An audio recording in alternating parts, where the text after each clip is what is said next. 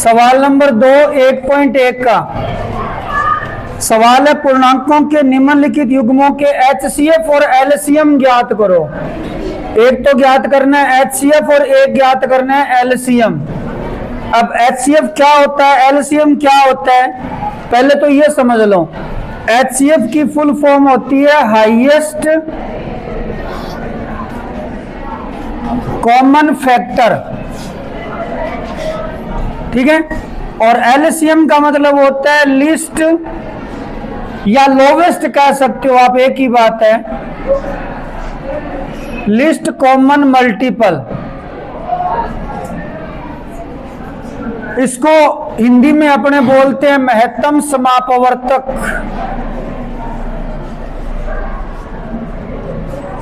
और इसको बोलते हैं लघुत्तम समापवर्तक, या कई इसको लघुत्तम समापवर्त्य भी बोलते हैं, एक ही बात है वो। शॉर्ट में इसको बोला जाता है लेस है, इसको शॉर्ट में बोला जाता है मैस है। इसका मतलब क्या होता है जरा ध्यान से समझना। हाईएस्ट कॉमन फैक्टर, पहली बात तो फैक्टर करने हैं। फैक्टर का मतलब होता है बेटा गुणनखंड, क्या मतलब होता है इसका, और मल्टीपल का मतलब होता है गुणज। मतलब जैसे अपने मान लेते हैं जैसे 12 और 16 है, ये 12 है ये 16 है, हमें इसका पहले HCF निकालना है। क्या निकालना है, जरा ध्यान से समझना भाई सारे। सबसे पहले मान लो हमें इसका HCF निकालना है। हालांकि आपने 6ठी 7वीं 8वीं क्लास में HCF का तरीका सीखा है, पर अब एक नया तरीका भी अपने सीख रहे हैं। सबसे पहले आप इसके गुणनखंड करो। क्या करो इसके, क्योंकि HCF का जो नाम है ना उसमें लिखा होता है हाईएस्ट कॉमन फैक्टर, तो पहले इसके फैक्टर करो, इसके गुणनखंड। और गुणनखंड का मतलब है 12 में जिस जिसका भाग जाता है वो सारे लिख दो। तो पहले मैं 12 के गुणनखंड लिख रहा हूं। 12 के गुणनखंड कौन से होते हैं, 1 होता है, 2 होता है, 3 होता है, 4 होता है, 6 होता है, 12 होता है ना।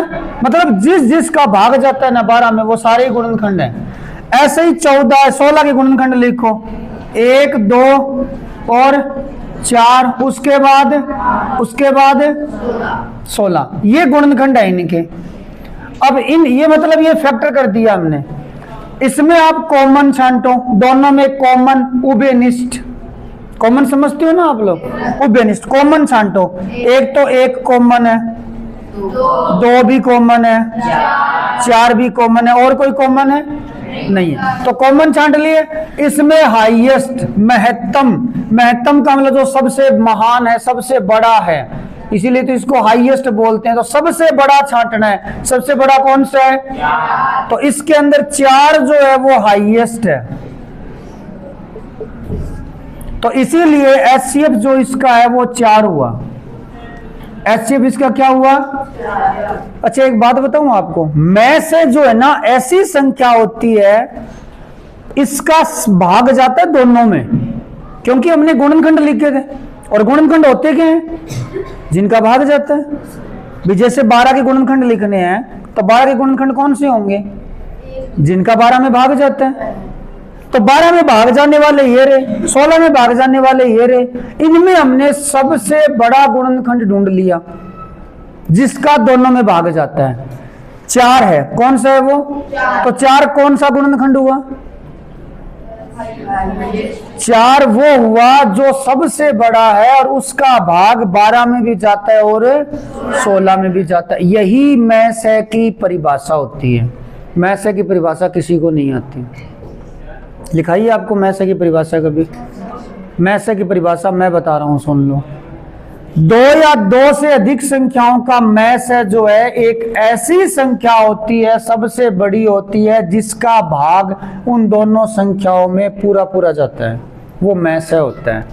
मैसे एक ऐसी संख्या होती है जिसका भाग उन दी गई संख्याओं में पूरा जाता है और वो सबसे बड़ी संख्या होती है। इससे बड़ी संख्या आपको नहीं मिलेगी जिसका भाग 12 और 16 में जाए। हालांकि 12 में भाग जाने वाली बड़ी संख्या 6 है ना, 6 4 से बड़ी, लेकिन 16 में तो नहीं जाता। 16 में भाग जाने वाली 8 है, लेकिन 8 का भाग 12 में नहीं जाता। दोनों में एक साथ कौन सी संख्या का भाग जा रहा है जो सबसे बड़ी है? इसीलिए इसको महत्तम समापवर्तक बोलते हैं। सबसे बड़ा गुणनखंड होता है ये। बात समझ में आ गई? थोड़ा सा मैं लिखवा और दूंगा आपको मैसे की परिभाषा, एक बार समझ लो आप लोग। अब बात करते हैं एलसीएम की। लिस्ट कॉमन मल्टीपल, या एक बार याद रखने के लिए आप एल को लोवेस्ट भी समझ सकते हो। लो का मतलब क्या होता है? नीचे, सबसे छोटा।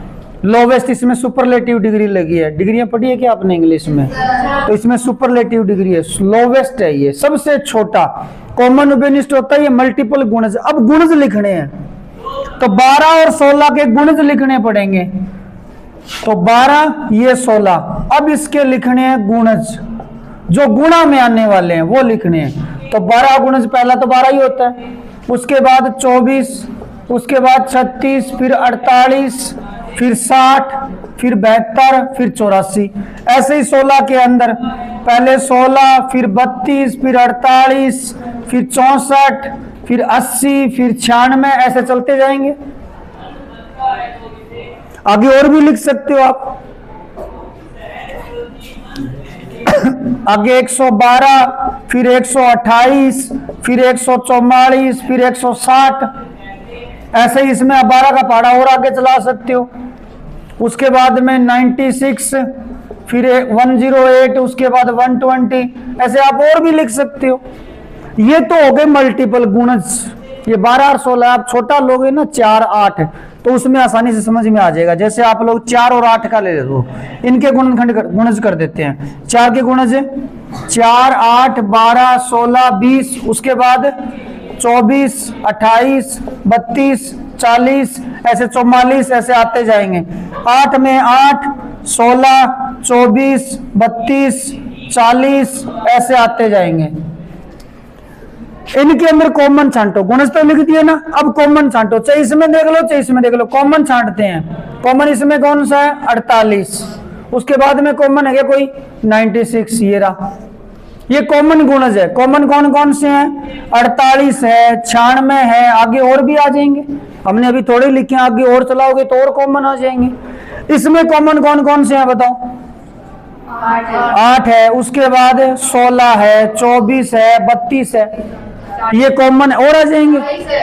ठीक है, तो 40 है, समझ में आ गया। मल्टीपल लिख दिए, कॉमन लिख दिए। इनमें लोवेस्ट, लिस्ट, सबसे कम, सबसे छोटा कौन सा है बताओ? इसमें कौन सा है सबसे छोटा?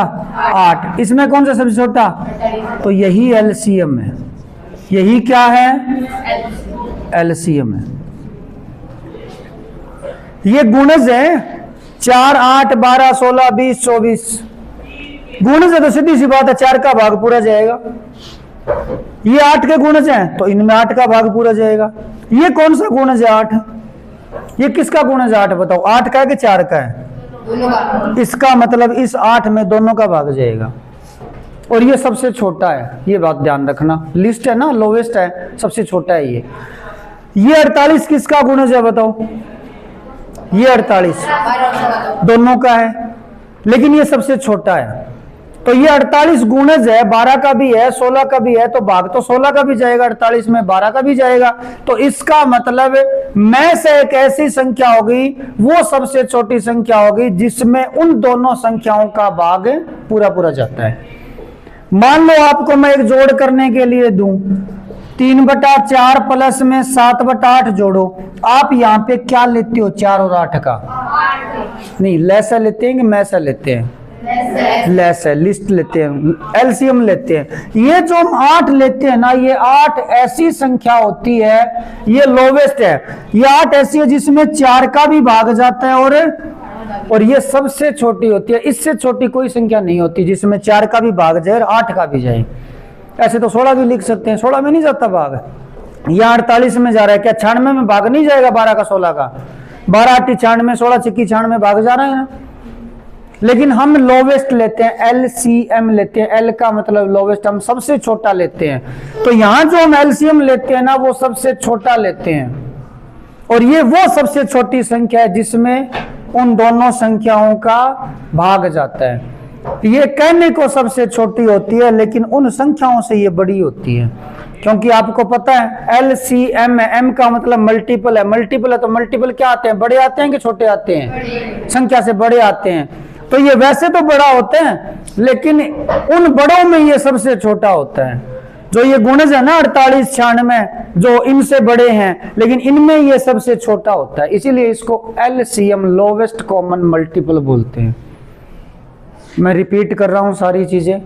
LCM क्या होती है, किन्हीं दो संख्याओं का LCM वो सबसे छोटा गुणज होता है M मल्टीपल, जिसमें उन दोनों संख्याओं का भाग पूरा पूरा जाता है।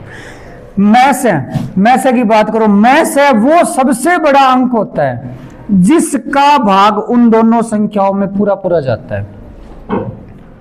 मैस है जो होगा वो सबसे बड़ा अंक होगा, हाईएस्ट HCF मैस है हाईएस्ट, ये सबसे बड़ा अंक है जिसका भाग उन दोनों संख्याओं में पूरा पूरा जाता है। मैस है वो संख्या होती है जिसमें उन दोनों संख्याओं का भाग पूरा पूरा जाता है। मैस है वो संख्या होती है जिसका भाग उन संख्याओं में पूरा पूरा जाता है, ये सबसे बड़ी है। ये वो सबसे छोटा गुण है जिसमें दोनों संख्याओं का भाग पूरा पूरा जाता है। बात समझ में आई? एक बार इतना उतारो। दूसरा सवाल है, 510 है एक संख्या तो, और दूसरी संख्या है 92। हमें इनका HCF और LCM निकालना है। तो आपको अभी जो तरीका बताया था वैसे भी निकाल सकते हो, या आप लोग LCM निकालने का जो पुराना तरीका है, कैसे निकालते हैं LCM, दोनों साथ में लिखकर ऐसा निकालते हैं ना, आप ऐसे भी निकाल सकते हो, आपकी मर्जी है, कैसे भी निकालो। तो 510 और 92 में सबसे पहले किसका भाग जाएगा, 2 का। कितना आएगा यहाँ पर, 250 का दुगुना 500 होता है, 255 आ गया, और 92 का आधा 46। फिर किसका भाग जाएगा, 2 का। नहीं बेटा, 205 का दुगुना 410 ही होता है, 510 है, नहीं है। 250 का दुगुना क्या होता है, 500, तो 255 ही होगा। ठीक है, तो 2 का भाग जाएगा दोबारा 255, 46 का आधा कितना हो जाएगा, 23। हाँ, इसमें किसका जाएगा भाग, 5 5 10 और 2 12, 3 का चला जाएगा, है ना। तो 3 का भाग देते हैं, 3 8 24, 1 3 5 15, 23 का 23 पड़ा रहेगा। इसमें अब 5 का जाएगा, 17 5 85 होते हैं। अब किसका जाएगा, 17 का, 17 एकम 17, फिर किसका जाएगा, 23 का, तो 1 आ गया। तो LCM आपको अगर निकालना है तो आपको इन सब का क्या करना पड़ेगा, मल्टीप्लाई। यानी आपको 2 गुणा 2 गुणा 3 गुणा 5 गुणा 17 गुणा 23, ये LCM है। मल्टीप्लाई कर लोगे आप लोग, कर लेना। अब हमें निकालना है इसका HCF।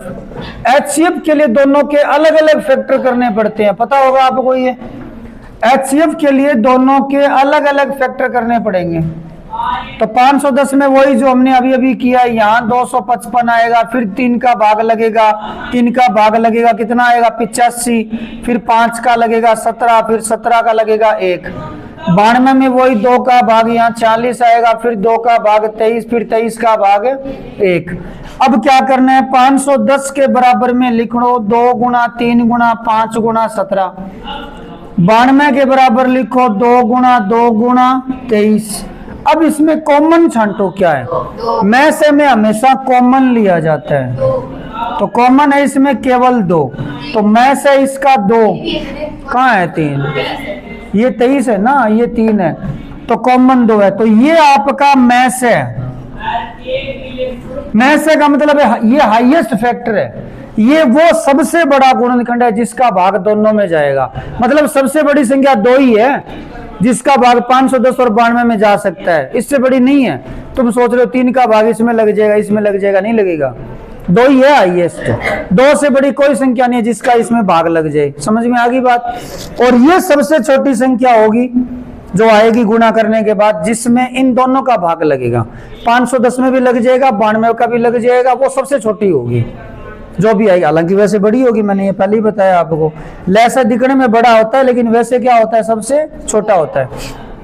अब इसमें एक चीज और चेक करनी है, एक हमें जांच करनी है क्या जांच करनी है? जांच ये करनी है कि HCF गुणा LCM जो है वो बराबर होना चाहिए दोनों संख्याओं के गुणा के, दोनों संख्याओं का गुणा, और ये हमेशा होता है। HCF कितना है अपना? HCF है 2, LCM कितना है? जो है वो उतना ही लिख दो ना, एक बार जैसा है वैसा ही लिख दो। तो 2 गुणा 2 3 गुणा 5 गुणा 17 गुणा 23, ये तो आया अपना HCF गुणा LCM। और दोनों संख्याएं कौन सी है? 510 गुणा 92। तो आप इनका गुणा कर लेना, ये गुणा कर लेना, ये एकदम बराबर आएगा, दोनों साइड से बराबर है। गुणा कर लोगे ये हमेशा बराबर आएगा। यानी आपका जो लेस है मैस है, आपने अगर उनका गुणा किया है तो वो हमेशा किसके बराबर आएगा? दोनों संख्याओं के गुणा के बराबर। मैं आपको 4 और 8 का दिखा देता हूं। ये 4 और 8 है, 4 और 8 का मैस है, क्या आता है बताओ? मैस है सबसे बड़ी संख्या जिसका भाग दोनों में जाता है 4 होता है। तो आपके कहने से थोड़ी लिखूंगा मैं, तुम जितने साल के हो उतने साल तो मेरे को पढ़ाते होगे। तो 4 और 8 का में से क्या हुआ? 4 हो गया। 4 सबसे बड़ी संख्या है जिसका भाग दोनों में जाता है, 4 में भी जाता है 8 में भी जाता है। अब इसका लैसे लिखना है, लैसे इसका 8 होगा। ये सबसे छोटी संख्या है जिसमें दोनों का भाग जाता है। देखो में से का तो खुद का भाग जाता है दोनों में, और सबसे बड़ी होती है। 4 से बड़ी कोई संख्या तो बताओ जिसका भाग जाए, 4 में भी जाए 8 में भी जाए। छोटी तो मैं बता दूं 2 होती है, 2 का भाग जाता है 4 में 8 में दोनों में। बड़ी बताओ 4 से नहीं है ना, इसीलिए ये महत्तम है, सबसे बड़ी है। ये सबसे छोटी है 8, जिसमें इसके अंदर भाग जाएगा दोनों का, 4 का भी जाएगा 8 का भी जाएगा। ये सबसे छोटी है, इससे छोटी नहीं है। हाँ बड़ी तो बहुत है। 8 से बड़ी कौन सी संख्या जिसमें दोनों का भाग जाए? 16 में जाता है। तो ये लैस है और ये मैस है। आप लैस और मैस आप गुणा कर लो और संख्याओं का गुणा कर लो, बराबर आएगा। 4 8 32, 4 8 32, ये हमेशा बराबर होगा। लैस और मैस का गुणा किसके बराबर होगा? दोनों संख्याओं के गुणा के बराबर होगा। ये हमेशा होगा, ये याद रखना, ठीक है? उतार लो इसको।